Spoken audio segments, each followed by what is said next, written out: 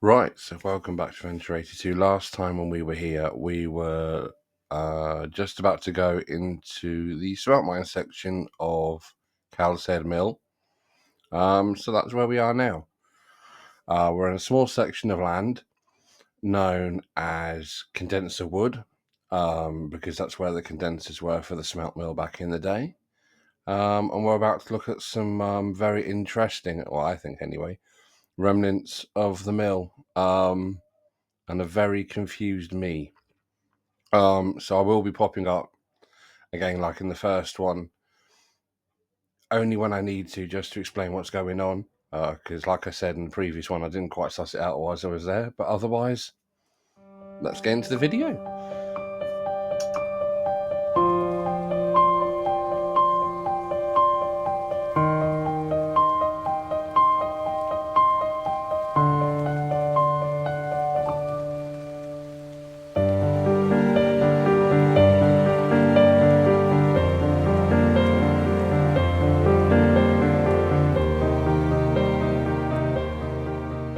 When we're down the bottom, I showed you that concreted over section that showed you the water flow.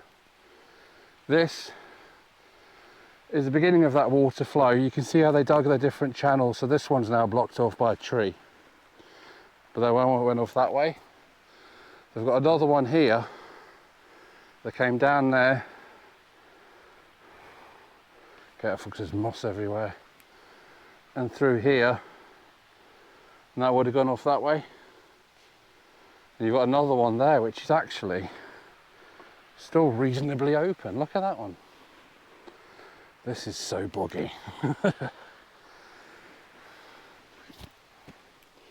See, look at that, goes right down. Nothing's been in that for years. There's all plants growing in it. And you've got all this rubble here, which will all be remains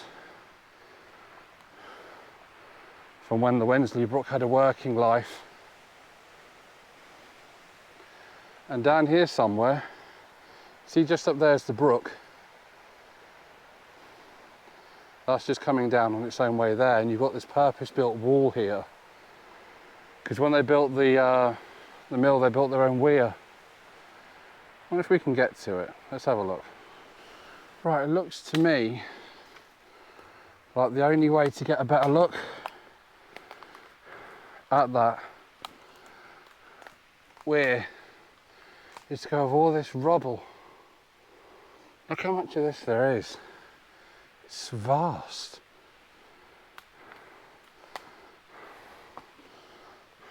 I wonder what this is the remains of.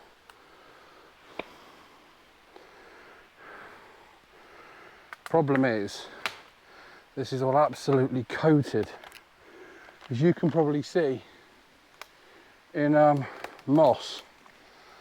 And considering my back's already bruised halfway across from falling down the stairs, not too keen on slipping on these things. So I'm having to try and find a way across where I don't kill myself. Luckily there are some quite strong trees up here.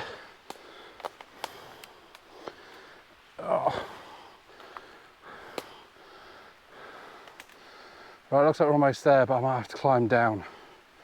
So I'm going to leave you here and I'll be back with you in a minute. But as you can see, I've made it down into the little weir. And look at that. Just plunging down. That's where all that power is coming from. Look at it.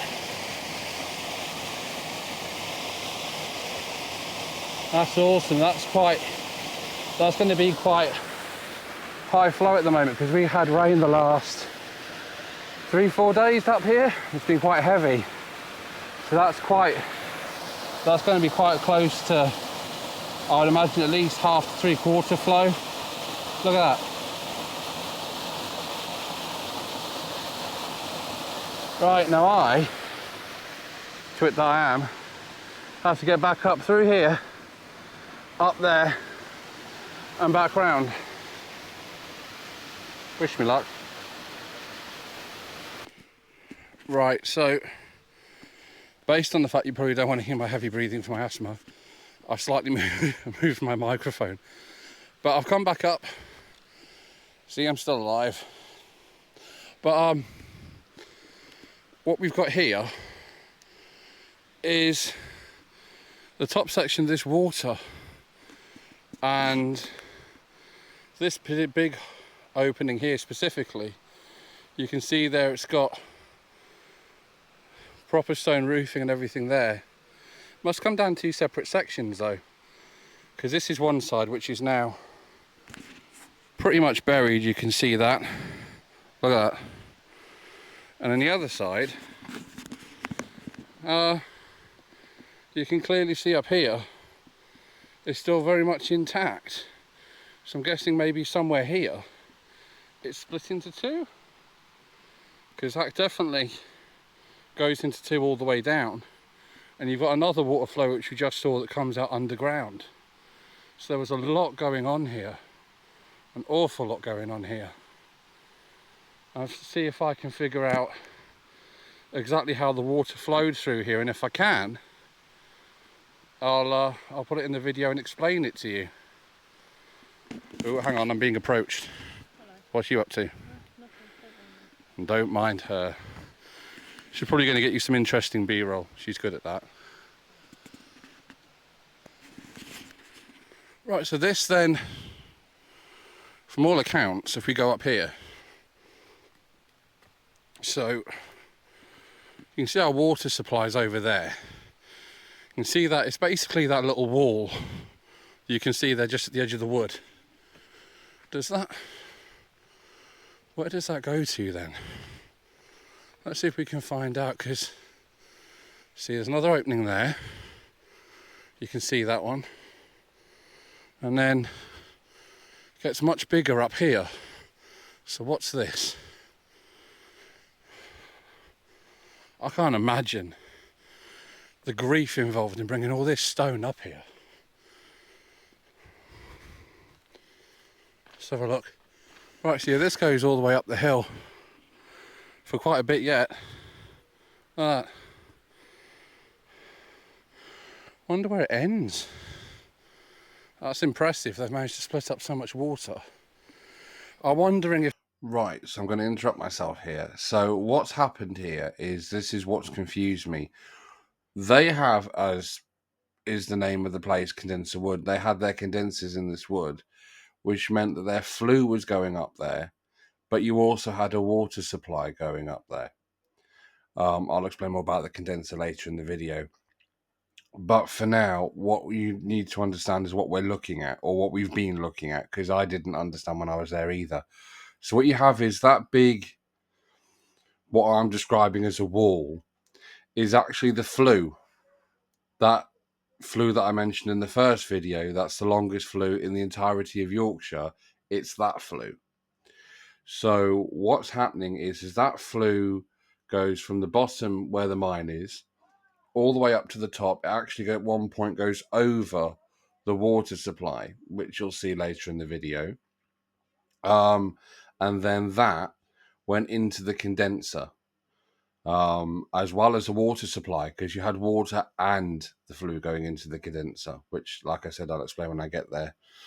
But that's what we're looking at. So you have the flue, and the flue then goes all the way down to the bottom by the mine. You also have a water supply that's going down to the mine, but you also have the outward water flow of the condenser that's going in, and the inward flow of the condenser as well. And for a while, at that beginning point of the video, until we get to roughly where we are now, they run alongside each other. And then that section you were looking at before in the weir falling down, that's the original water supply that went down to the original wheel pit, which I accidentally missed, which I said I'll go back and film, which I will. And that then would have powered the original water wheel. That was diverted at the bottom end to power the boilers to go into the boilers to power the steam engine that you had at the bottom of the mine. If you're not sure what I'm on about at the bottom, please go back and watch part 1. That one will make sense. But otherwise, that's what we've been looking at. I'm wondering if maybe, and this is my theory only, maybe if we're looking at 2 different water sources. So maybe what's going on here is the water we saw is running underground and through that arch I climbed down to and then plunges down to the bottom. Maybe that's the original supply for the water wheel, and what we're looking at here is the runoff from the condensers that used to be at the top of the hill, because they used to get their water from a pond which is still there, which we'll get to probably in part 2. But that's really quite cool to think that it might have actually been 2 different water sources. Well, 2 different water sources running pretty much right next to each other, a natural one and a man-made one. That's pretty interesting.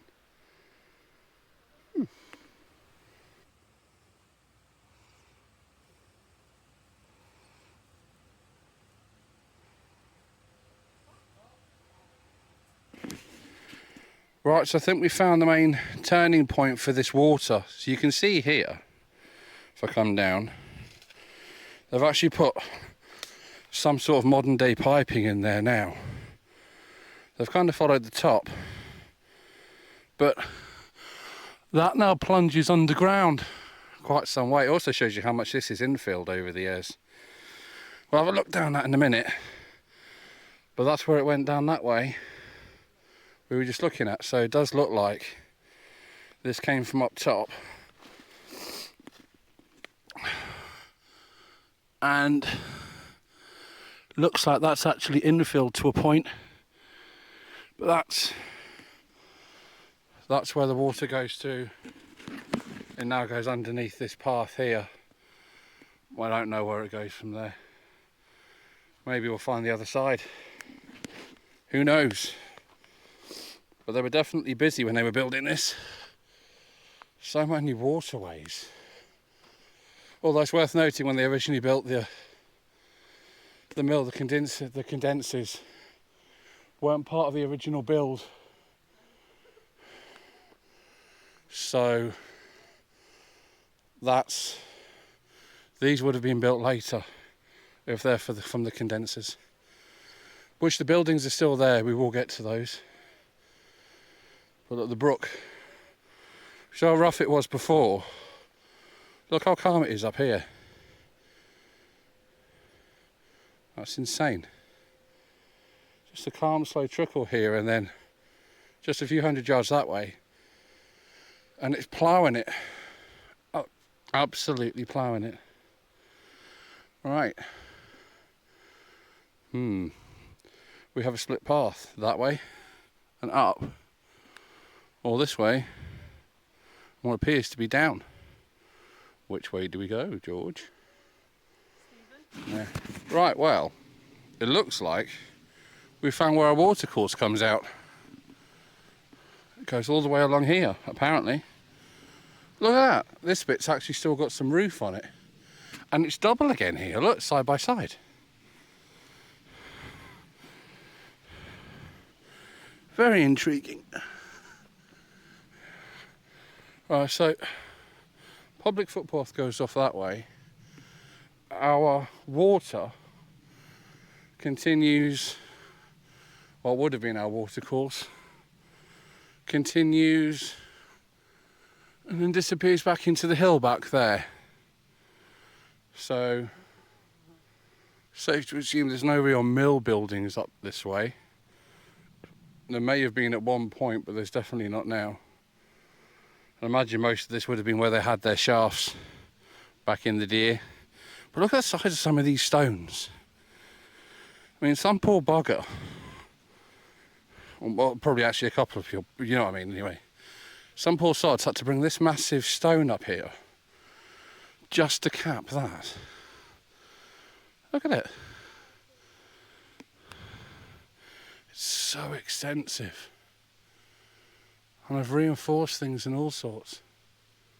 I can hear water. Now, you think when I say, well, I can hear water, like, well, duh, Stephen, the brook's just over there. But no, I can hear water from the other side of this.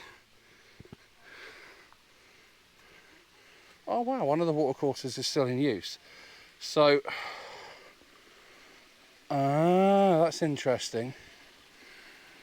So this watercourse is coming from the top, and this one's still running. So this must be the Wensley Brook coming down from wherever its source is. I'm not sure where the source for the Wensley Brook is. Goes underneath this one that I'm stood in here. Goes go underneath it, like, so this is like a little, almost like an aqueduct going across the top. And it's coming out down there where you can see Lydia and Erica are, and then flowing off that way.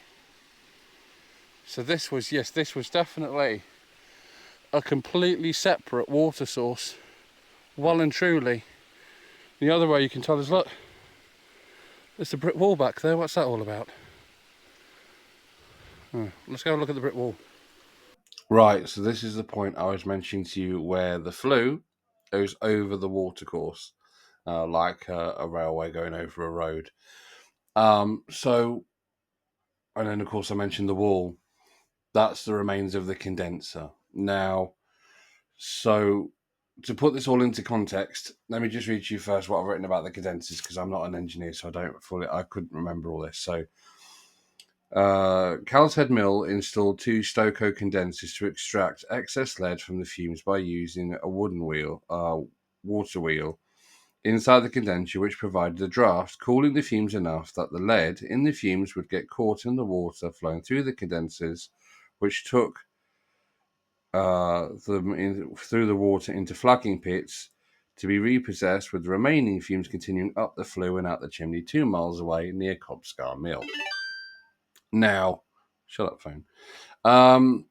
So what that means in layman's terms, let me explain it in a bit more simpler manner.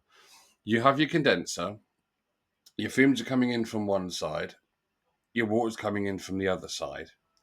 The water wheel, because the fumes are coming in at a higher level than the water is coming in. So your water wheel's turning, the actual turning of the wheel creates a draft, like a fan would do if you were hot in the summer. That cools down the fumes enough that then the lead that's being carried by the fumes falls out of the fumes and then goes down and falls into the water on the water wheel, which then goes down to the bottom of the water wheel and then gets carried away by the outflow of the water wheel out to these flagging pits for them to get them on, and the fumes then carry on their way up, down the flue, and out the chimney, like I said, 2 miles away at Cobscar Mill. And that's exactly what's happening here. So you can see there how the water's gone underneath the flue, and then it goes off on like the far side of the valley. You can see where it comes out. That's why it's so calm there, because the water's coming out, and then it goes into that little pool, and then it runs down. And then you have your flue that's going all the way down to the bottom, and at some point, then it gets met by the water outflow, which is then taking that lead down also into flagging pits for it to then be fished out. So there's an awful lot going on in a very, very small area. I can only imagine this area when the mill was running would have been buzzing. But there we go. That's what's going on. Right, so I'm looking at this wall, what I thought looked like a wall from the distance. It looks like it's another...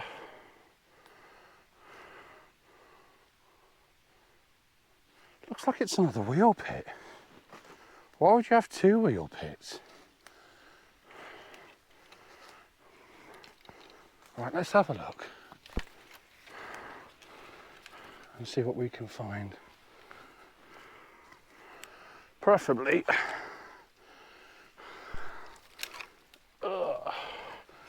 without me killing myself.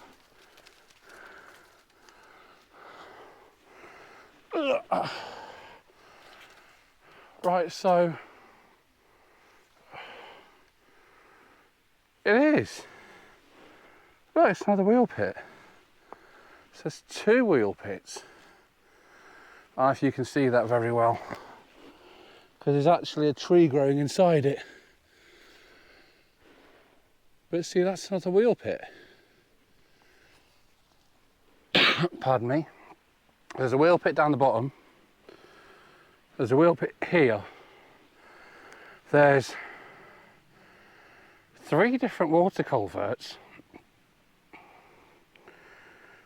One which seems to be the brook in its own culvert, and the other one shut off, which I'm guessing is the one from the pond. That was used for the what do you call it? The condensers. But why is there another? It looks like it might have even been a double wheel. There's so many flying bugs around here today, I tell you. I wonder. See, there's another one. I wonder where all these are coming from. I really am going to see if I can find out how this water system was linked up, because I understand why they'd have another wheel pit here. Look at that chimney we drove past one day. So I wonder what that's for. It's like there's a big open space here. I don't know what's in here. Right. 1, 2, 3. Right, so that's the end of this video. We did try to go further up, look at the top end of the condensers, but it didn't go well. As I mentioned before, earlier in this specific video, it had been raining for about 3-4 days. The hot sunny day coming straight afterwards meant that it was very humid, and in a very thick kind of wood like that means you get a lot of bugs depending on where you are. And to go around by the condenser is a less trodden path, but it's just not been trimmed for a while. So we couldn't get through because it was just so thick with bugs. You were immediately surrounded by like 20, 30 bugs. It wasn't pleasant. They were landing all over you. You just couldn't get through. So when we go back to do part 3, that's where we'll start off. I'll make sure it's a much drier day where the bugs don't have the humidity to keep them there. And we shall avoid the bugs. And we'll get a better video that way as well, because the last thing you need is the footage to be ruined as well by bugs flying here, there, and everywhere across the lens. So I hope you enjoyed that video anyway. Part 3, like I say, will start there. It will end up at the big massive chimney, which is still there. I'm really looking forward to that. Maybe able to get some drone footage of that. I haven't used my drone for a while, so that'll be quite fun. That won't be out there for another 2, possibly 3 weeks, because as of Tuesday next week, me and Erica are driving down south. I know people in Kent don't talk like that. To visit Kent for our wedding anniversary. There are a few bits I'm doing whilst I'm down there for you guys as well, because I can only do those things down south, and we don't go down south of England very often. It's going to be like a 4.5 hour, 5 hour drive, I think. So, which I'm going to turn into a bit of a road trip video for you guys to watch. That's what's actually coming next week. Yeah, other than that, thank you very much for watching. If you want to subscribe, please do. If you enjoyed it, let me know in the comments. I always love to hear from you guys. If you have any corrections or criticism, I don't mind those at all. Just make sure they're constructive.